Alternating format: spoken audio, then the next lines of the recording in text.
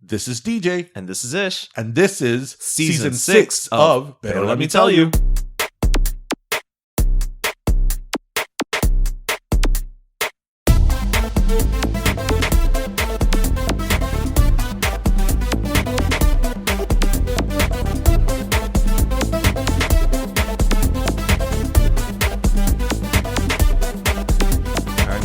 So, we always love to chat with people who are putting, Latinidad front and center. And our guest today, he's Emmy nominated, Tony nominated. He's worked with, currently working with John Leguizamo on his MSNBC project, Leguizamo Does America. He's produced, he's directed.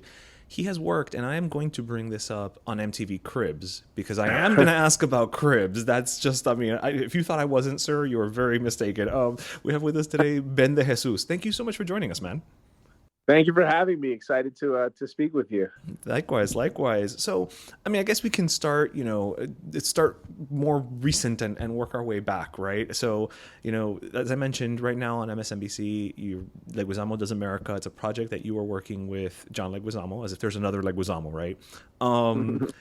Really spotlighting the Latino experience across the U.S. Is that a fair way to put it? Yeah, no, it's absolutely the right way to put it.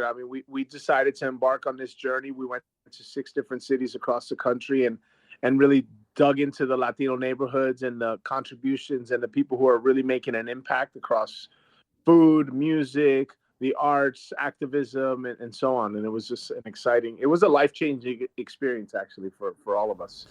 Yeah, and what was like the impetus for you guys? Because you're a producer and a director on the program, right? To do this now, because I bring this up because it's something we've said on the podcast several times.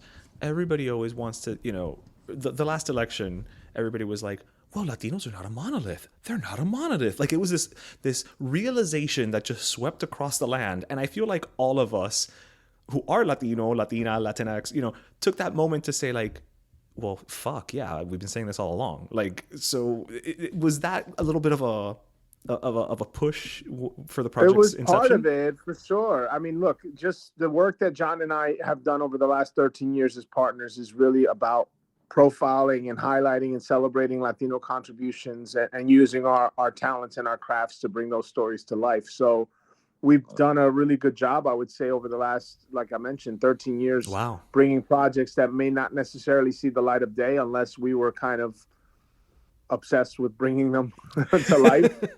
That's what it takes to bring some of these projects to life. And in fact, the impetus for this project in particular was John had just finished doing the Broadway show Latin History for Morons, and I was one of the producers on that, so I was really close to the process and the passion that it took to pull that project Great off show. For we saw John. it when it came down here, so great show. Awesome. Congrats on that. Thank you. Yeah, so it was, when we had wrapped up that show, we had a documentary that covered the making of that aired on PBS, which was called John Leguizamo's Road to Broadway. But we also it reawakened something inside of us, which was, wow, there's so many stories. Like when John first started doing the Latin History for Morons, it was like 3.5 hours long.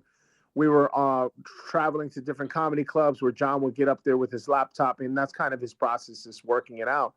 So as you start cutting to get to Broadway, you realize, wow, this is only a 2-hour Broadway show, but there's hours and hours of content. So that was about 6 years ago when we started this journey. So if you ask me why now, it's because MSNBC came on board and made it happen. But, it could have been 6 years ago, but I'll be honest, maybe we were a little ahead of our time, but this is how it worked out. And that's why it's happening now instead of 6 years ago.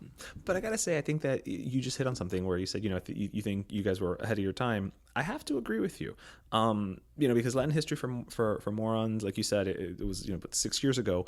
I think that was before we had this, again, before the election, right, where everybody all of a sudden realized, oh, they're not all the same, right? They have a common language, but they're not all the same. But I'll even take it a step back. You and John are co-founders of NGL Media, which, again, as we were talking very briefly before, my background is in marketing, and in my media agency days, I worked with that agency, with your company through the agencies I've worked with, and with my background in multicultural media planning, strategy, buying, etc. I'm not just blowing smoke up your ass, but I gotta say, when it came time to who are we gonna work with, a lot of times NGL was top of the list, because y'all understood it, and I feel like you know what I mean when I say y'all understood it. It wasn't lip service, and so I think that kind of colors the what you just said about you guys being ahead of your time. I have to agree, because NGL's been around for like what, over almost 15, No, 20 13 years? years? No, 13? no. Oh, well, no. 13. Sorry, I was Oh, aging please, myself. no. Sorry. I was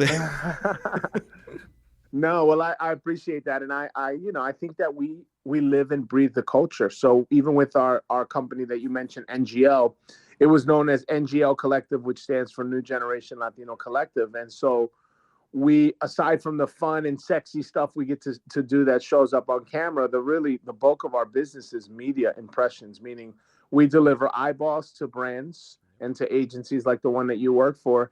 And at this point, we're number one in the market in terms of the reach. We're getting about 30 million unique viewers a month off of our video network there. So, just to give you a little bit of context, typically like Telemundo and Univision would be around 26 or 28 million. So we're even bigger than they are. So it's exciting. I mean, we're not just talking about doing things and kind of complaining. I've never been somebody who likes to complain. I'd rather be a person of action. And I think that the businesses that we're building are meant to open doors for other Latinos, and also to change the paradigm of what it means to market and to speak to our marketplace. And I think we are, at the tip of the spear when it comes to that. I mean, you're definitely doing that, and I know you recently now are partnering with Me Too, or is it, or you've merged right into one company? Yes, we actually merged. Yep. So it's gonna get bigger. 8 months ago. Yeah, we got bigger. We went from about 25 employees to about 125 employees, and it's been exciting because Me Too, prior to the merger with NGL, it is the largest social platform for Latinos online. We do a lot of meme videos and comedy and editorial. We have about 14 million followers there. So it's kind of like this is the rise of the independents almost. Like we're not a company that came in with this giant parent company like a Univision or a conglomerate. We really built this from the ground up, and you were there in the very beginning, so you can attest to it. But I mean, I remember the early days when myself and my partners, David Chattel and Ben Leff, would be in a Starbucks. Love those guys. Yeah, they're great guys. We would be in a Starbucks, or we would be at the Lincoln Center atrium. If you're from New York, you would know where that is. And we were there just because it was free Wi-Fi. We didn't have an office. We had no jobs. We were all had just kind of left our respective things to kind of build this dream together. And it's really gratifying and also empowering to know that we were able to build this, but also to let other people know you can do it too. Yeah, and you mentioned Univision, you mentioned Telemundo, and obviously there's room for everyone, right? There's, like we just said, Latinos are not a monolith, right? So there's different. Para los gustos se hicieron los colores, as the saying goes, right? But so many times what I've encountered is, when you're putting together a media strategy that's trying to appeal to Latinos, it's kind of like just check the box for Univision, check the box for Telemundo. It's Spanish language. We got them. Don't worry about anything else. That's the whole multicultural campaign. But what is it that you think, and I want to expand the scope, not just for NGL, but with everything you do, because as a producer, I have to imagine that you always have that hat on, right? Like, how do we appeal to Latinos that are fully bilingual, that are, just culturally Latino, that don't understand the language necessarily, or that are on the flip side of that spectrum, right, who are more maybe predominantly Spanish speakers? Like, how do you approach it so that you are just authentically bridging those gaps without seeming like you're checking a box? I don't know if that makes any sense, but no, it totally makes sense. I mean, I think I mentioned before, we really live and breathe the culture. We're part of it. We speak to it because we have existed within this kind of paradigm of having these two cultures inside of you. Like, I'm 100% Puerto Rican and I'm 100% Latino. I'm 100% American. So it's like you add that up together, that's 300%. And it's like, I don't do it to be kind of facetious, but it's the truth. It's like we do carry all of these perspectives and all of these backgrounds with us as Latinos. It's not just as simple as maybe somebody else from another culture or white just saying, well, my great great grandfather came from Ireland. I'm not taking anything away from that, But it's different. but ours is so much more current, and it's a little more, it permeates our everyday existence. But at the same time, look, we'll listen to Bad Bunny, and then we'll flip the station and we'll listen to Drake, and then we'll listen to rock music. It's like we are not a monolith, and we come in all kinds of shapes and colors and sizes. And NGL has always really had that in our DNA. And I don't know if you can hear that. Okay, Yeah, is yeah, it all right? yeah. There's a little bit of a noise in the background, but it's all good. Oh, okay. I'll Well, edit. I was saying, with NGL, it stands for New Generation Latino, so it's already in our core of who we are. We're a new generation. We speak English mostly, or we have Spanish in our language. Some of us don't speak Spanish, but we are still carry that pride to be Latino. And one of the things that in my division, the content side of the business, is really about purpose-driven storytelling in the language of now. And we say now because now is always a moving target, and it evolves. I like that in the language of now, and I gotta say, now that you brought up the content, one of my favorite pieces of content that you created was actually with a guest of the podcast, Yamil, which is Bodega de Pasion. Yeah. I loved that content. No real question there. Just figured I'd throw that out there because I thought it was absolutely friggin' hilarious. So, something that I noticed from checking out your. No problem. We love Yamil. He's a talent. Oh, Super. dude, we've loved Yamil since. I mean, I don't know if you had known him when he was doing Pair of Nuts, the comedy duo. Like, and if you haven't, you got to check it out. Like, he is me ate de la risa funny. Like, now, then, tomorrow. He's like Cats, now and always. But one of the things I did want to bring up, because I did, peruse your website, which I'm glad you have a website for me to peruse and not a Wikipedia, because Wikipedias always are a minefield of real and fake information. It says that you started off as a stage actor before making the transition over to producer and director. How did that happen? Like, how did you say, the stage acting thing is great, it's fun, the spotlight, but I can better use my talents over here? Yeah, well, when I was growing up I grew up in Trenton, New Jersey. I was a Broadway kid. Like, I was one of those theater kids who was always in the school play, the Would church not have play. thought about that, by the way. Just looking at you, don't look like a theater kid. I don't know. You don't look like you went to theater camp. Yeah, I was a total theater kid, and I still am at heart. I grew up obsessed with Raul Julia and with John Leguizamo, because this was before the time of, Ariana DeBose or Lin-Manuel Miranda and other people who've made a real big name for themselves on the Broadway stage. At that time, it was really just John and Raul that you could look up to. And so I was really obsessed with those guys, and my dream was to make it to Broadway. And as I started kind of climbing the ladder of professional theater, I kind of lost, I don't want to say I lost my edge a little bit. It's just that I had a hard look at myself, and I said, well, maybe, to your point, like, maybe I can do more impact on the other side of the table. I didn't love being like one in the crowd, like lining up for an audition. So that part of the process was it was hard to swallow. It's just, I give it to my fellow actors and actresses out there who do it every single day. You're constantly facing rejection. And so I just decided maybe I'll be better on the other side of the table. What I didn't realize was it's just as competitive to be a director in television, if not more, because you're competing. Think about a TV show. You might have 10 or 15 actors in the cast, Right. but there's only one director. So True. I started interning at MTV while I was still working on the stage, just to kind of set myself up for another path.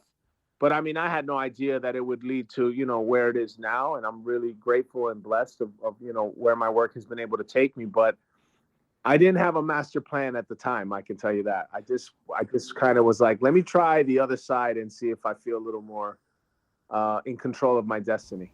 And you mentioned Raul Julia, and I believe you worked on a documentary for PBS, right? About his life and his career. I've always felt that he's one of these actors who's underappreciated.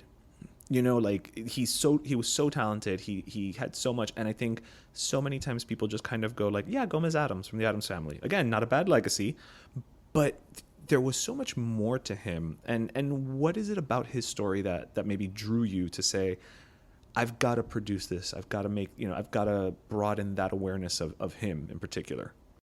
Yeah, well, no, that one was. It's like some of these projects, they come to me almost like as a calling.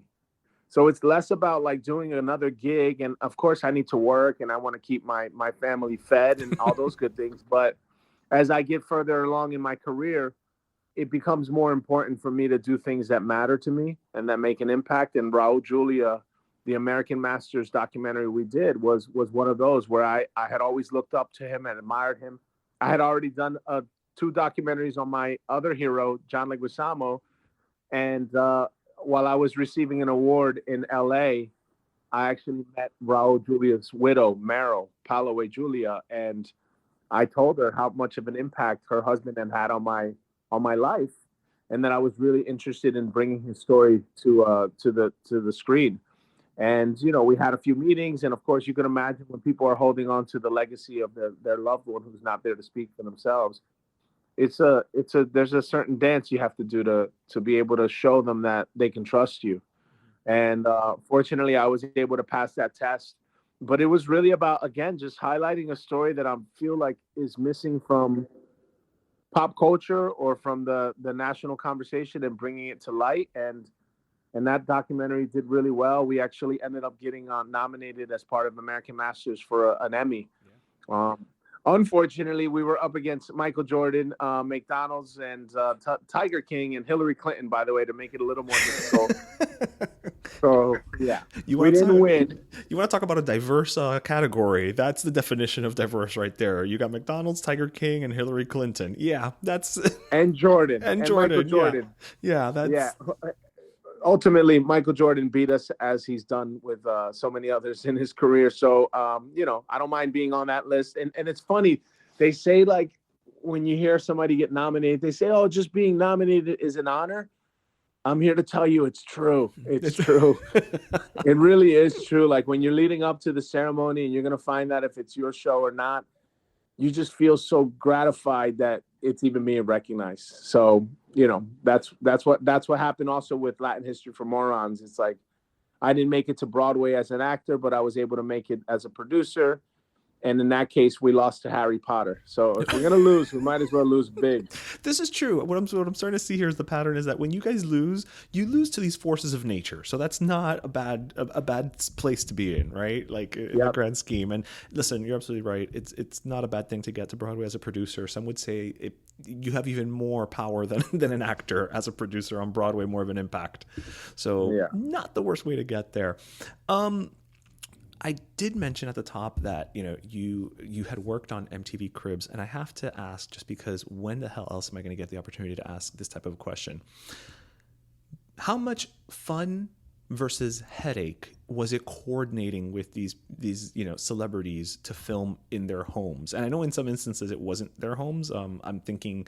I don't know if you had anything to do with this one, but I believe like the Robbie Williams one was a castle that he like borrowed from somebody. But what kind of insanity did you have to put yourself through just to make it through that day on a set? Yeah, like that? I remember that.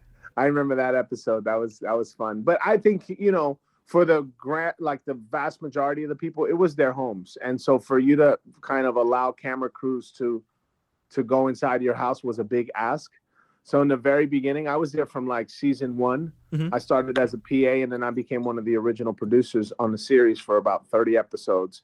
But it was hard to get anybody to say yes, because there was no MTV Cribs. So you couldn't say, well, just look at what they did on Cribs. It was like we were kind of in uncharted territory, and it was hard. So in the very beginning, we could barely get anybody. We could get people from Baywatch or what maybe some people would consider like people who are has-beens or like more VH1 behind the music type people. Like, for example, in our first episode, we did Ozzy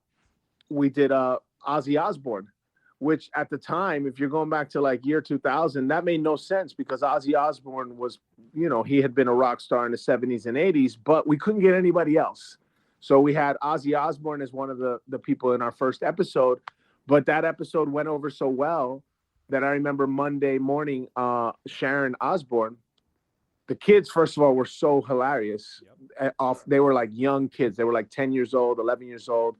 And I remember Sharon called my boss, Nina Diaz, another Latina who's now the president of MTV, by the way, my old boss. And so she, they ended up pitching her this idea to do the Osbournes reality show. So it was like, it started out where nobody would say yes. And then, as soon as you had a few hit episodes, it was like everybody was saying yes. So it was fun. It wasn't like what you would think. It's funny because when somebody invites you into their home, whether they're a superstar or not, they feel they're hosting you. Right. So they want to take care of your guest. So it was cool. You'd see a lot of that more than anything. You'd see a lot of they'd have the dining room full of food for the crew and for the producers and all that good stuff.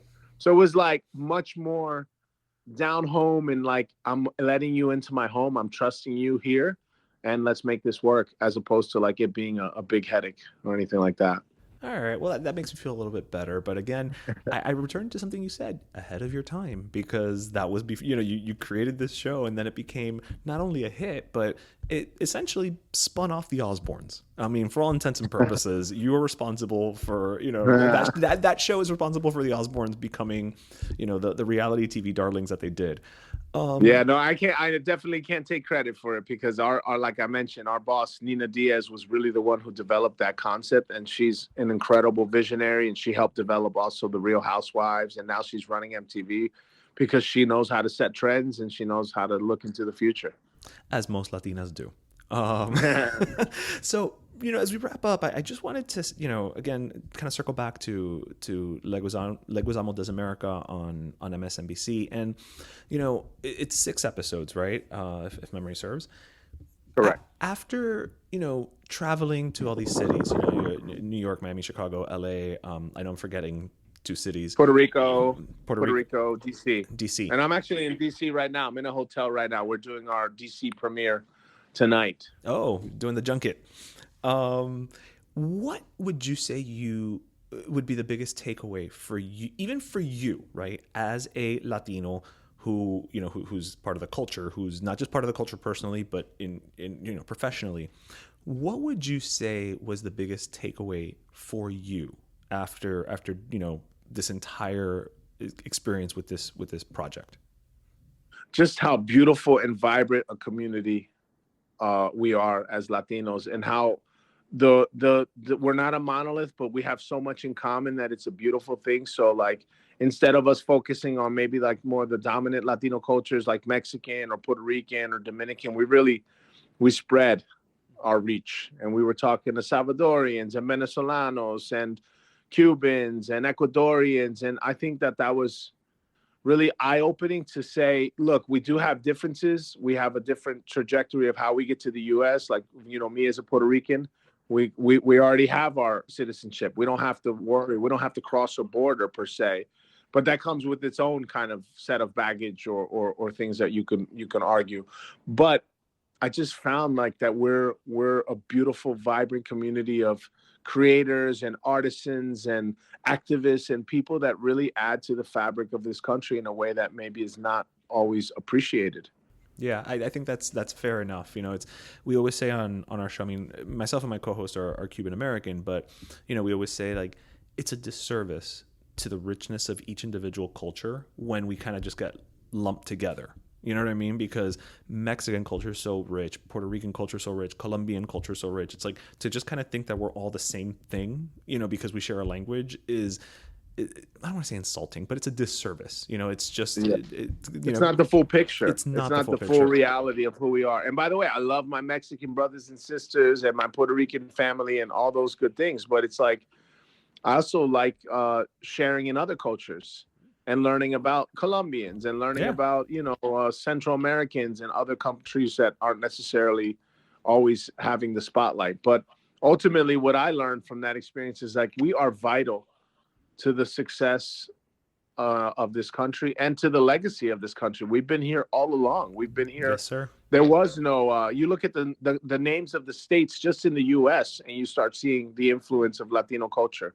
I mean, just think about all the states that we have. Colorado, you have Florida. Yeah, these are all Spanish words. So anyway, I just think that anything that John and I can do to highlight our culture in a way that's entertaining, because we work in the entertainment business first, but we also want to enlighten people. So why can't you have a little bit of a little bit of enlightenment with your laughs and your good times. So that's pretty much our mission. Yo, I gotta say, like, again, not blowing smoke, but you guys definitely are doing it. You know, both, you know, I mean, anybody who follows John on Instagram knows that he is constantly banging, you know, the drum about our culture, about, you know, where we've been, that we've been here all along. And, you know, by extension, you as well, by, you know, being the producer behind, you know, these projects that are really giving that voice a form, right? Because we're so overwhelmed lately with, you know, just social media and too many platforms and all this. So, you know, we do need people like yourself who can sit down and like you were saying earlier, it's like, okay, this is like a 4-hour play, but we've only got 2 hours. So let's rein it in. Let's entertain. Let's hit the points. Let's make it, you know, something that people can digest and hopefully walk away from saying, shit, now I'm a little smarter and I'm a little more enlightened and I'm a little more educated in what it is to, you know, to be part of that Latino culture, whatever that necessarily means in that particular context. So, I mean, just thank you for that, man. Like, legit.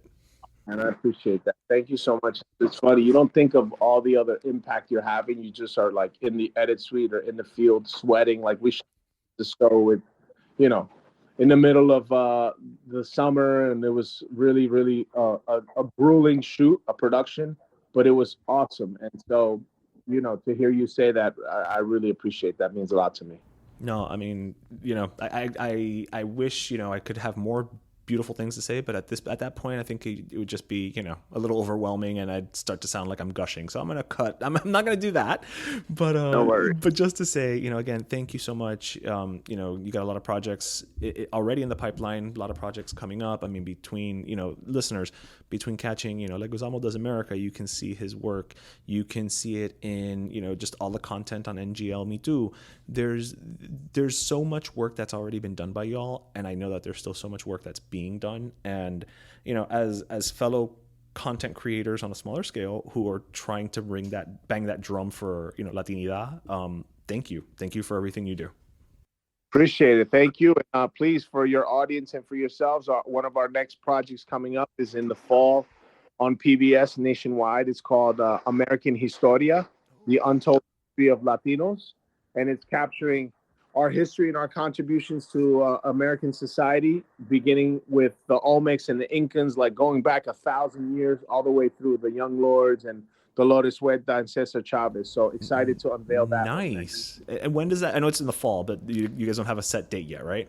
Yeah, it's September 16th, and it's a 3-hour series. So it'll be every week thereafter. So September 16th, the 23rd, and the 30th. Perfect. Yeah, because you know our people, we got to tell them now. Para que empiezan a preparar from now so they can make the time and, you know, sit in front of the TV and record it. Like, you can't tell them the day before. We still show up late, though. We're still going to show up late. That's true. But nowadays with DVR, that problem's eliminated. That problem's a little lessened. Yeah. Oh, yeah, Ben, again, thank you so much, man, for joining us. And I know you just got off a red eye. You're in DC. You're like a mile a minute with things. But the fact that you took some time out to chat with us, really do appreciate it, brother. I appreciate it, too. Thank you. All right. Cuídate.